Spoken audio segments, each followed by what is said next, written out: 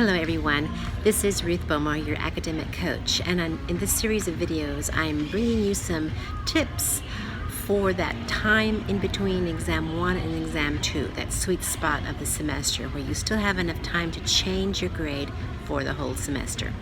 So I'm talking about zooming in on some of the problems or issues that are coming up. I'm seeing with my students this week, and one of the challenges and one of the questions that come up is giving up before you've even started. This particular student was brainstorming with me about how to prepare for his next econ test, and one of the thoughts he came up with was I could do the practice problems.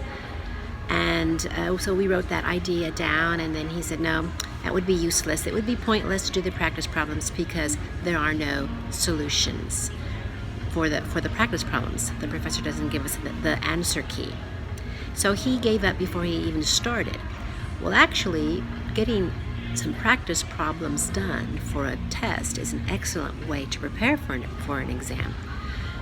Maybe the solutions are available upon request. Maybe the solutions are available somewhere on the website that you simply haven't found them yet. So dismissing the opportunity to do some practice problems in preparation for the exam is essentially giving up before you even started. That's a very defeatist attitude. It's a fixed mindset, something that we don't want to embrace.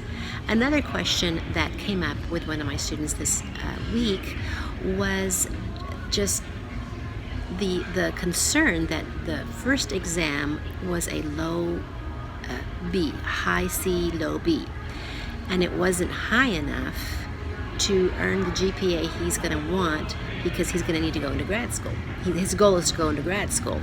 So his high C, low B grade in his first exam of the semester, he was already embracing defeat. There's no way I'm going to get into grad school with a 78 as a first exam or an 82 as a first exam in some of his classes. So he was basically giving up again before he'd even started. Well, the problem with that thinking is there's a little bit of lack of logic there, because the first exam is just your first exam. You still have 2, 3 more, maybe exams before the end of the semester, so you still have a chance to bring that grade up. And it stands to reason that if you are diligent and put forth an honest effort, your exam grade should be going up with every test. So again, an example of giving up before you started, just because your first exam grade is a little bit low, then you want to drop the class. I had another student who was ready to drop his philosophy class because of a low first exam grade.